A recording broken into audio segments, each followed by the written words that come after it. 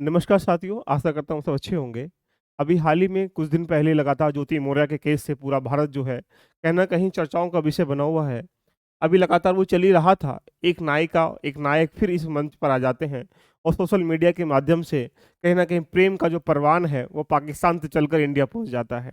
जानते हैं इसकी पूरी कहानी क्या है, इसके पीछे लॉजिक क्या है, लगातार सोशल मीडिया पे कहीं जासूस के पन्ने तो नहीं खोलने के लिए भारत में भेजा गया है, इसके पीछे चाइना की क्या रणनीति है, इसके पीछे पाकिस्तान के कुछ ऐसे जासूसी तंत्र तो नहीं लगे हुए हैं। पूरा जानते हैं क्या मसला है, क्या मामला है। लेकिन जैसे कि आप देखते होंगे जब वीर ज़ारा या बॉर्डर जैसी फ़िल्मों के नायक-नायिका आपने देखे होंगे फ़िल्मों में, तो फ़िल्मों की कहानी जब ज़मीनी स्तर पर उतरनी स्टार्टिंग हो जाती है, तो समाज क्या होता है, एक परिवर्तन की लहर या कह सकते हैं रास्ते पे कन्वर्ट हो जाता है। तो ये जो सीमा है, आप देख पा रहे होंगे, इनका नाम सीमा हैदर है। वैसे ये मुस्लिम धर्म की हैं, लेकिन इंडिया में आने के बाद उन्होंने हिंदू धर्म को एक्सेप्ट कर लिया गया है। अब धर्म के जो ठेकेदार बैठे हैं, उनके सामने समस्या पैदा हो रही है, ऐसा क्यों हो रहा है? ये बहुत सारी बातें निकल के यहाँ आ रही हैं और इनका जो प्रेमी है, इनका नाम है सचिन। इनकी उम्र जो है 23 साल 21 साल है और इनकी उम्र लगभग 26-27 साल के आसपास है।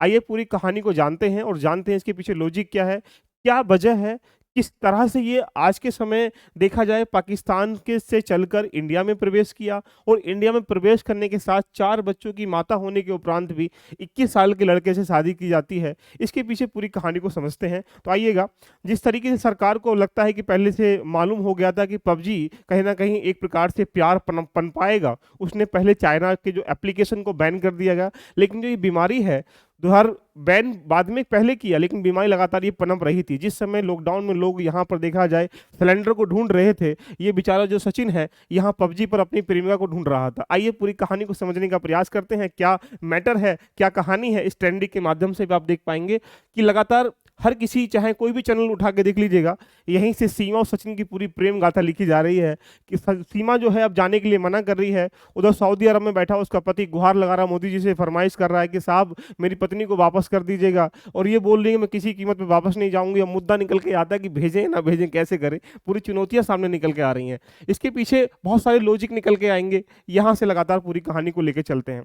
देखिएगा, कहा जाए तो यहाँ पे सीमा ये 5वीं पास बताई जा रही हैं और 5वीं पास हैं। मुद्दा क्या है ये भी समझेंगे और 4 बच्चों को लेकर यहाँ से पाकिस्तान से दुबई के रास्ते, दुबई से नेपाल के रास्ते होते हुए भारत में प्रवेश करती हैं। और ये प्रवेश जो करती हैं, यहाँ पे हाल ही में आपने देखा होगा दिल्ली राजधानी से 65 किलोमीटर दूर, लगभग यहाँ पे नोएडा के अंतर्गत, ग्रेटर नोएडा के अंतर्गत जो है, यहाँ पर एक रवुपुरा नाम का गाँव है, वहाँ का सचिन निवासी है। तो वहाँ पर इनका प्रेम प्रसंग जो होता है पनपता है। पूरी कहानी को समझते हैं। इस कहानी समझने से पहले हम ये जानने का प्रयास करते हैं कि ये लॉजिक क्या है। देखो समझो पहले, आप इस फोटो को देख पा रहे होंगे अजित डोभाल जी के। बेसिकली आईपीएस हैं और काफ़ी प्रशासनिक सेवा में जॉब करने के बाद यहाँ पे 7 साल लगभग ये पाकिस्तान में गुप्तगू तरीके से वहाँ की एक प्रकार से क्रियाविधियों को जानने का प्रयास करते हैं और भारत को पूरा जासूसी तंत्र लेके जब आते हैं तो पूरा बताते हैं कि इस तरीके से वहाँ धार्मिक क्रियाएं होती हैं, जासूस ऐसे चलता है। पूरा एक प्रकार से उस देश की पूरी क्रियाविधि को अपनी नज़रों में लेके आते हैं। तो सोचिएगा, जो एक पहाड़ी पंडित है और पहाड़ी पंडित जो है अपने धर्म को चेंज करने के बाद वहाँ की क्रियाविधियों में लिप्त हो जाता है, वहाँ का रहन सहन करता है, वहाँ का खान पीन करता है, तो क्या वजह थी? यही तो वजह थी कि वहाँ का जासूस लेके आना है, ये वहाँ की एजेंसी को जानना है, वहाँ क्रियाविधि को जानना है। तो क्या ऐसा नहीं हो सकता ये जो सीमा है, क्या पता इसके पीछे भी क्या है, एजेंसी की कोई ना कोई रणनीति हो, इसके पीछे लॉजिक हो। तो यहीं से हम समझने का प्रयास करते हैं कि जब हम बड़े स्तर पर यहाँ इस तरह की कार्यवाही कर सकते हैं तो क्या ऐसा नहीं कर सकते हैं। पूरी कहानी को समझते हैं, क्या मुद्दा है, कैसी कहानी है। ये पूरी कहानी आपके दिमाग में एक फिल्म बनाएगी। चलिएगा, कहानी को लेकर चलते हैं। सन 2019 की कहानी है। सचिन महोदय जी 19, यहाँ पे देखा जाए आज 21 साल के हैं, तो 4 साल पहले कहा जाए तो 17 साल नाबालिग बच्चे होंगे। उस समय इनकी प्रेम की कहानी पबजी से स्टार्ट होती है। ये जो महिला है, ये जो जिनका नाम सीमा हैदर है, उस समय यहाँ पे इनके पति के द्वारा मोबाइल के माध्यम से, कहा जाए ऑनलाइन माध्यम से, तलाक की अर्जी ये बता रही हैं कि तलाक मुँह दे दिया गया। तो यहाँ से अकेलेपन को दूर करने के लिए इन्होंने एक ही रास्ता खोजा, जिसे कह सकते हैं कि पबजी खेलना स्टार्टिंग करा। पबजी जब खेलना स्टार्टिंग करा तो इन महोदय से इनकी मुलाकात हो जाती है और मुलाकात जो होती है वो दोस्ती से स्टार्टिंग होती है। वो दोस्ती का जो परवान चढ़ता है वो वहाँ बाद में प्यार में कन्वर्ट हो जाता है और प्यार में जब कन्वर्ट हो जाता है तो ये सोचते हैं कि अब जब प्यार हो जाता है तो प्यार को एक आकर्षण का विषय बन बन जाता है और मिलने की ये चर्चाएँ करने लगते हैं कि अब कैसे मिला जाए, कैसे इनकी कहानी हो जाए। तो यहाँ पे सीमा एक प्रकार से 5वीं पास बेशक है, लेकिन इनकी लव लव स्टोरी में ट्रेंड चेंज होता है। अब सोचिएगा, देखा जाए पाकिस्तान से इंडिया में सब कन्वर्ट करने के लिए वीज़े की आवश्यकता है, तो इन्होंने जुगाड़ लगाया कि यहाँ नेपाल एक ऐसा कंट्री है जिसके माध्यम से इंडिया में बिना वीज़े के भी हम लोग आ जाते हैं। तो यहीं से इनकी कहानी स्टार्टिंग होती है। तो ये क्या करती हैं, यहाँ पे 10 मार्च को, सामान्यतः 10 मार्च को यहाँ पे 2023 के अंतर्गत ही ये यहाँ से दुबई जाकर, दुबई से फिर काठमांडू, काठमांडू के माध्यम से ये बेचारे ये नेपाल पहुँच जाते हैं, इनकी मुलाकात होती है और ये 7 दिन होटल में वहाँ रुकते हैं। पशुनाथ मंदिर पर, वहाँ पर जो पशुपतिनाथ मंदिर है, वहाँ पर ये एक प्रकार से कह सकते हैं शादी कर लेते हैं। शादी करने के बाद यहाँ सचिन जी साहब ये बोलते हैं कि इनकी जो फरमाइश है ये होती है कि यहाँ पर आप जो है बच्चों को लेकर भी आ जाइएगा और आप जीवन यापन एक साथ रहने का हम लोग प्रयास करते हैं। और जब ये प्रयास करते हैं तो प्रयास करने के बाद यहाँ पे फिर वापस ये जाती हैं पाकिस्तान, और पाकिस्तान जाने के बाद इनकी जो संपत्ति है, इनकी जो घर है, ये उसको बेचती हैं और पूरा सिस्टमेटिक तरीके से वहाँ से एक बेसिकली कह सकते हैं फिर दुबई आती हैं, दुबई से काठमांडू आती हैं और काठमांडू से पोखरा तक 400 किलोमीटर की दूरी है जो 28 घंटे में तय की जाती है। उसी बीच में इनके पास 4 बच्चे होते हैं और 4 बच्चों के बीच में वहाँ पे आपको पता है पहाड़ी क्षेत्रों में हलचल होने की वजह से बस में बच्चों की तबीयत खराब हो जाती है। तो ये मुद्दा यहीं से जब यहाँ पे चेकिंग की जाती है तो चेकिंग करने के पर ये सहारा दे देती हैं कि यहाँ पे बच्चे की तबीयत खराब है और मुझे यहाँ पे क्या करना है, इसको दिखाना है। तो सामान्यतः कहा जाता है जो हमारे यहाँ की एजेंसी होती हैं वो भी दयालु तरह का भावना पैदा कर लेती हैं, तो ये एक प्रकार से कहा जाए ये एंट्री कर लेती हैं। और जब यहाँ से इनकी एंट्री होती है तो कहा जाए तो यहाँ से 13 मई को यहाँ से इनकी बॉर्डर से एंट्री इंडिया में हो जाती है 2023 को। और जब ये इंडिया में एंट्री कर लेती हैं तो इनके कहानी में वो ट्रेंड आता है, लव स्टोरी में हर समय से ट्विस्ट आते रहते हैं। तो ऐसे ही सचिन जो है इनको यहाँ पर सीमा हैदर को अपने परिवार से जंगल में मिलाते हैं और कहते हैं साहब ऐसे ऐसे पाकिस्तान की महिला है और 4 ये जो बच्चा है ये भी गिफ्ट में वहाँ से दहेज के रूप में आए हुए हैं, अब हमें इनसे शादी करनी है। परिवार दयालु होता है, मान जाता है कि भाई कि पहले तो हलचल उलझने ही पैदा किए होंगे, लेकिन अंत में बात को मान जाते हैं और जब बात को मान जाते हैं तो यहाँ पे कहा जाता है कि अब पहले कोर्ट में हम लोग शादी कर लेते हैं। अब यहाँ से मामला पनपता है आगे, और जब ये मामला पनपता है मई के बाद तो यहाँ पे इनकी शादी 30 जून को, अभी जो 30 जून है, 30 जून को इनको कोर्ट में शादी होनी थी। अभी इनको ये नहीं पता कि हमारे इंडिया की जो रीति रिवाज है वो अलग हैं, यहाँ पे कोर्ट में शादी करने के लिए वकील की भी रिक्वायरमेंट होती है। अब ये वकील के साथ जाते हैं तो वकील के जब ये पास जाते हैं तो वकील साहब एक जो इनके डॉक्यूमेंट होते हैं जब उनको पढ़ते हैं तो यहाँ से ये महिला के जो पासपोर्ट वगैरह हैं, जो फोटो वगैरह हैं, बाकी चीज़ें जितने हैं वो वहाँ की पाकिस्तान को बताई जाती हैं। तो वकील साहब भी घबरा जाते हैं कि साहब तुम्हारी शादी को मैं यहाँ आगे एंट्री कर लूँ और जज साहब ने भी कर दिया, बाद में कुछ दिक्कतें आएंगी तो मेरा तो घर बार भी बिक जाएगा।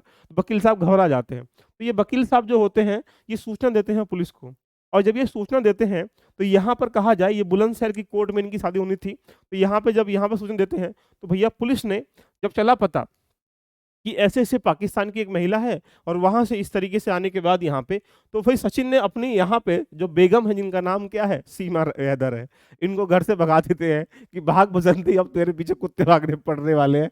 यहाँ से ये भाग जाती है थोड़े दिन के लिए, 1-2 दिन की लापता रहती है, लेकिन फिर भी पुलिस जो है वहाँ पे बल्लभगढ़ से इनको पकड़ लेती है।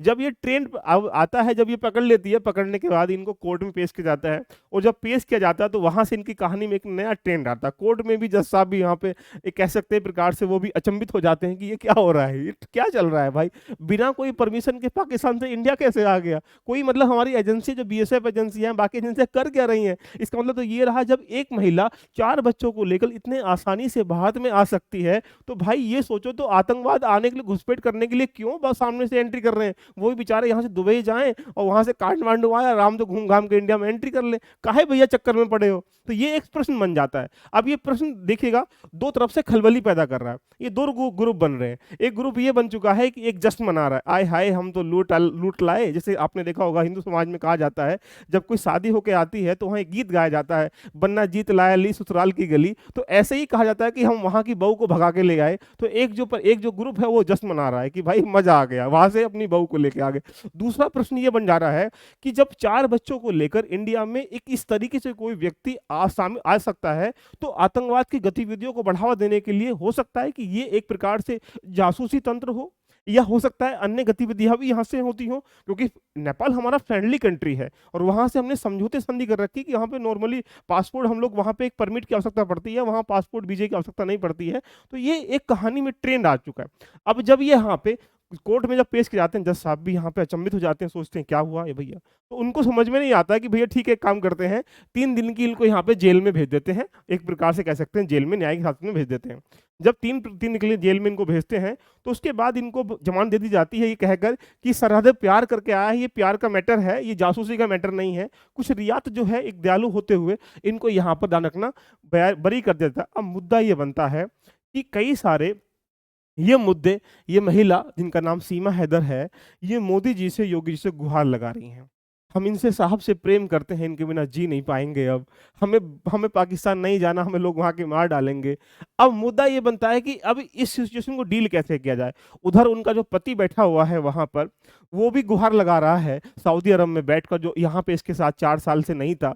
अब 4 साल से नहीं था, ये भी एक समस्या निकल के आ रही है। अब वो कह रहा है कि मैं इनसे बहुत प्रेम करता हूँ। ऊपर से कहानी क्या है, इनकी जो पहली शादी हुई है, उस शादी भी इनका कहा गया कि कहीं प्रेम प्रसंग में हुई है। लेकिन बाद में ये कहती हैं सीमा हैदर कि हमारी शादी को जबरदस्ती कराया गया था। उसने ये भी कहा कि मैंने अपनी पत्नी के नाम अपनी संपत्ति के द्वारा इकट्ठा करके नाम कराया मकान। ऊपर से उसने ये भी इल्जाम लगाया कि मैंने अभी तलाक नहीं दिया है, और ये कहा गया कि 4 महीने पहले अभी मैंने 2.5 लाख रुपए इनके अकाउंट में भेजे हैं। तो ये बहुत सारे सवाल ऐसे पैदा करते हैं कि क्या ऐसा हो सकता है कि पहले तलाक ना देकर आप नई शादी कर सकते हैं। तो ये गंभीर विषय पैदा कर रहे हैं, लेकिन गंभीर विषय ये पैदा नहीं कर रहे हैं, गंभीर विषय ये पैदा कर रहे हैं, इनके पास से अगर देखा जाए तो यहाँ पे खुशियों की तो बरसात हो रही है कि यहाँ पे एक के साथ 4 फ्री हैं। लेकिन मुद्दा ये बन जाता है हमारे देश में, इनके पास से अभी 4 मोबाइल मिले हैं।